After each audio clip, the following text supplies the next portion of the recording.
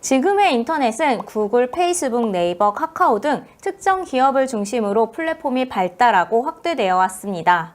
테크 기업들은 외부 개발사나 서비스 제공기업 등 서드파티와 사용자를 연결해주는 플랫폼을 만들었죠. 처음엔 플랫폼 서드파티와 사용자를 모으기 위해 여러 가지 혜택과 유인 정책을 적용했습니다. 플랫폼을 만든 테크 기업들은 서드파티와 사용자를 대상으로 수수료나 광고 등의 수익 모델로 돈을 벌었죠. 이러한 구조는 처음에는 모두에게 이익과 혜택이 돌아가는 듯 보였지만 플랫폼을 이용하는 서드파티와 사용자가 늘어날수록 플랫폼의 네트워크 효과로 플랫폼 기업의 파워와 영향력은 더욱 커졌습니다. 플랫폼이 갑자기 운영 정책을 바꿔도 서드파티와 사용자들은 이를 따라야만 했죠.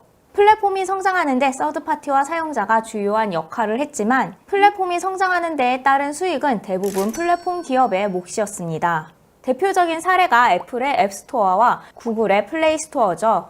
애플과 구글은 앱 심사를 통해 개발사의 앱 출시를 간접적으로 통제할 수 있고 앱 개발사가 앱을 통한 매출이 발생할 때마다 애플과 구글은 매출의 30%를 수수료의 명목으로 떼어갔죠. 블록체인 기술이 발달하면서 이에 대한 개선 방안이 보이기 시작했습니다. 바로 웹3입니다.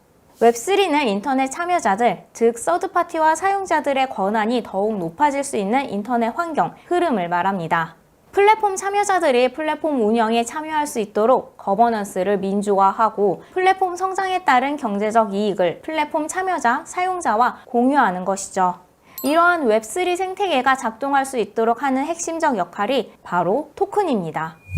이번 영상에서는 웹3가 기존 인터넷 시장을 어떻게 바꾸는지 그리고 토큰은 웹3에서 어떤 역할을 하는지 알아보겠습니다.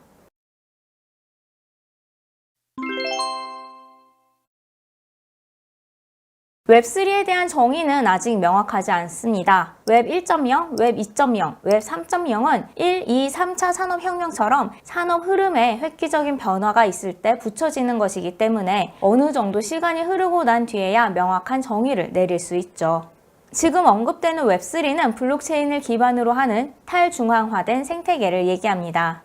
웹3의 핵심은 플랫폼을 통해 번 수익을 구글이나 애플 등 특정 기업이 가져가는 것이 아니라 플랫폼 참여자들이 함께 나누는 것입니다. 또한 플랫폼의 운영 방향과 정책도 특정 기업이 독단적으로 결정하는 것이 아니라 참여자가 함께 결정하는 것이죠. 즉 웹3는 기존의 특정 기업을 중심으로 중앙화된 인터넷 서비스가 아니라 여러 참여자가 수익을 기존보다 더 많이 가져갈 수 있고 참여의 권한이 높아질 수 있는 탈중앙화된 인터넷 서비스를 말합니다. 하지만 탈중앙화를 구현한다는 것은 말처럼 쉽지 않습니다. 우선 기존 플랫폼을 대체하려면 많은 사람들이 모여야 하는데 이를 위해선 참여자들에게 경제적 인센티브를 제공해야 합니다. 또 많은 참여자들의 의견을 모아 의사결정을 내린다는 것도 쉽지 않은 일입니다. 사공이 많으면 배가 산으로 간다는 속담처럼요. 서로 생각과 원하는 바가 다르기 때문이죠. 그래서 웹3엔 토큰이 필수적으로 등장합니다. 토큰은 쉽게 말해 싸이월드의 도토리와 같은 것이라고 생각하면 됩니다. 도토리를 이용해서 미니 홈피 스킨을 구매해 꾸미거나 아바타를 꾸미거나 배경음악을 살 수도 있었죠. 도토리가 싸이월드 안에 경제를 만들었죠. 문제는 도토리는 싸이월드 안에서만 사용할 수 있고 싸이월드의 정책에 따라 무용지물이 될 수도 있는 것입니다. 반면 웹3의 토큰은 블록체인 위에서 생성되는 코드입니다. 그래서 플랫폼 운영자가 아니라 참여자 개인의 소유가 되고 만일 암호화폐 거래소에 상장됐다면 현금으로 교환할 수도 있습니다. 웹3 생태계에서 토큰의 역할은 다음과 같습니다. 우선 플랫폼 내에서 경제를 형성하는 화폐의 역할을 합니다. 플랫폼 안에서 재화를 만들어 판매할 수 있도록 해주는 교환 수단의 역할입니다. 토큰 이코노미를 가능하게 해줍니다. 토큰 이코노미가 활성화돼 토큰의 가치가 오르면 참여자 전부 이득을 보게 됩니다. 또한 플랫폼에 대한 지분 증명과 투표권의 역할도 합니다. 플랫폼의 규칙과 정책을 만드는 데 참여할 수 있도록 해주죠. 토큰 민주주의를 가능하게 해줍니다. 토큰 이코노미는 공동체에 바람직한 영향을 주는 행위를 하면 보상으로 토큰을 주는 시스템을 말합니다. 이를 통해 참여자들의 혜택을 늘려 많은 사람이 공동체에 참여하도록 유도하죠. 또 토큰 민주주의는 토큰을 보유한 사람들이 함께 의사결정에 참여하고 투표를 해서 서로 다른 생각을 하나로 모으는 걸 말합니다. 토큰 이코노미와 토큰 민주주의로 중앙화됐던 플랫폼 권력을 여러 참여자가 함께 나눠 가지는 탈중앙화 웹3를 구현할 수 있게 되는 것입니다. 이렇게 보면 웹3의 토큰은 화폐와 주식, 참정권이 결합된 것이라고 할 수 있습니다. 앤드리슨 호로위츠의 제너럴 파트너인 크리스 딕스는 웹3에 대해 이렇게 설명했습니다. 웹3는 토큰으로 구성되어 빌더와 사용자에 의해 소유되는 인터넷. 이러한 개념들은 생소하기 때문에 여전히 모호하게 들리는데요. 사례를 통해서 확인해 보겠습니다. 블록체인 기반 가상부동산 플랫폼인 디센트럴랜드를 통해 토큰의 역할을 보겠습니다.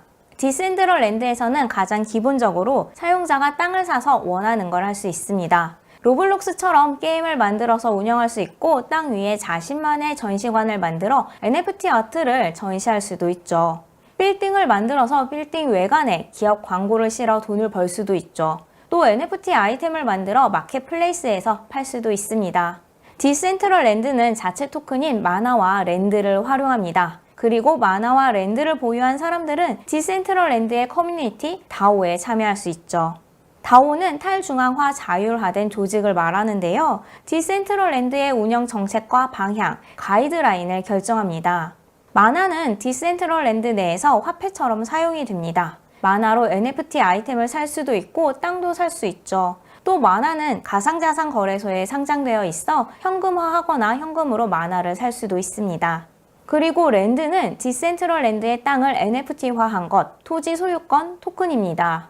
마나로 랜드를 구입합니다. 랜드는 16제곱미터로 되어 있고 디센트럴랜드는 총 9만 개의 랜드로 구성되었습니다. 디센트럴랜드에서 처음 랜드를 판매할 때는 1랜드당 1000마나였고 이후 랜드는 마켓플레이스에서 위치에 따라 다양한 가격에 거래되고 있죠. 마나와 랜드를 소유하면 다오에 참여할 수 있게 되고 언제든 디센트럴랜드 운영 정책에 대한 제안을 올릴 수 있습니다. 예를 들어 디센트럴랜드의 랜드 경매 방식이나 콘텐츠 가이드라인에 대한 안건들을 다오에서 누구나 자유롭게 제안할 수 있죠. 이 제안들은 다오 구성원들의 투표로 결정됩니다. 마나는 1마나당 1개의 다오 투표권을 가지고 랜드는 1랜드당 2000개의 투표권이 생깁니다.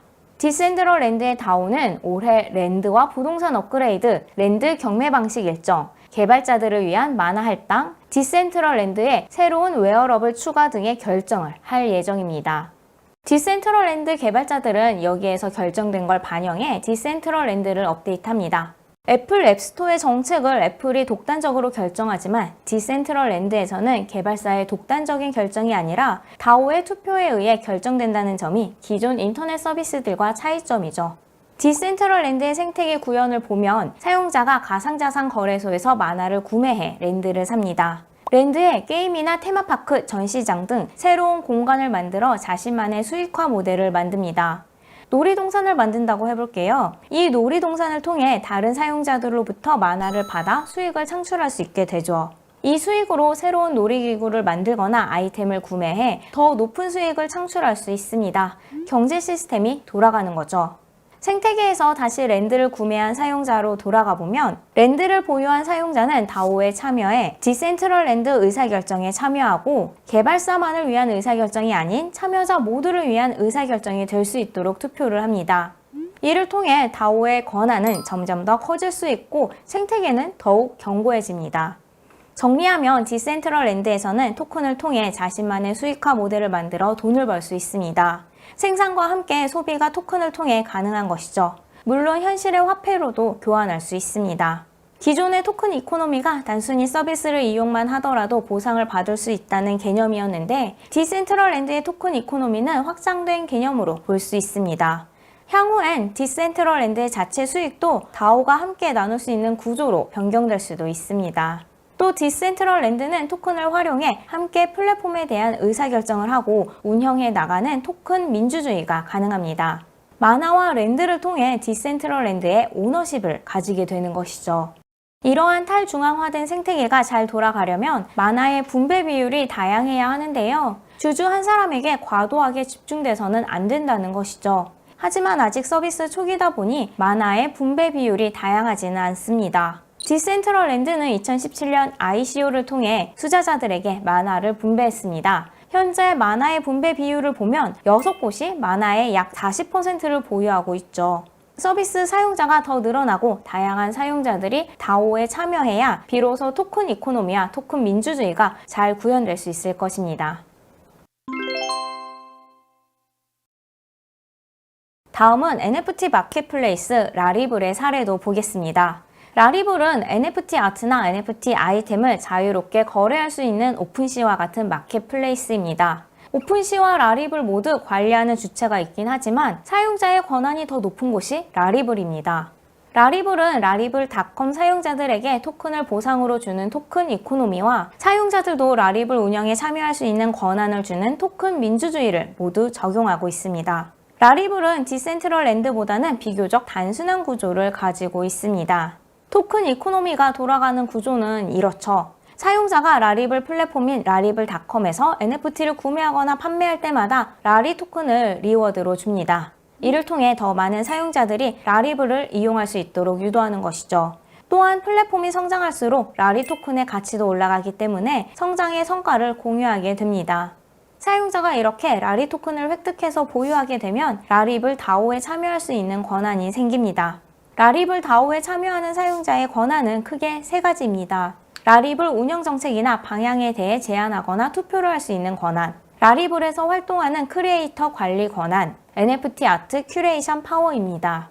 라리 토큰 분배 구조를 보면 라리 토큰의 최대 공급량은 2,500만 개이며 이 중 매주 7만 5천 개의 토큰이 향후 4년간 분배됩니다.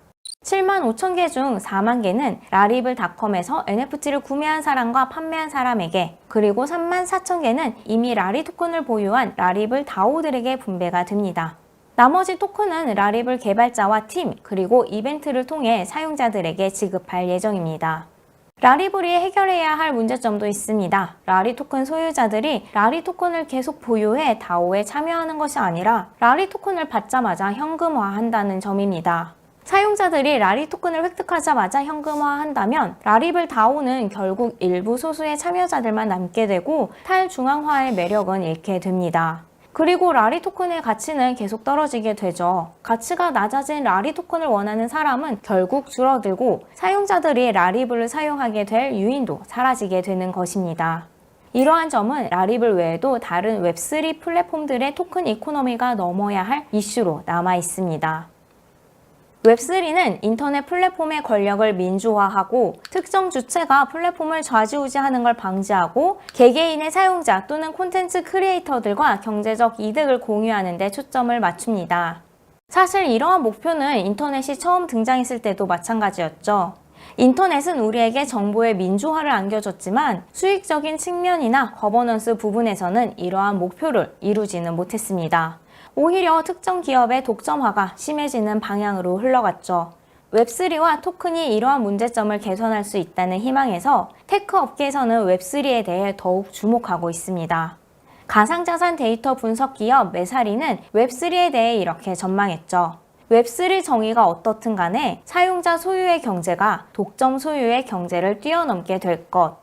하지만 웹3도 여전히 특정 집단만 많은 수익을 내고 있다는 잭 도시 트위터 창업자의 지적처럼 아직 진정한 분권화가 이루어지지는 않았습니다. 가야 할 길이 아직 먼 것이죠.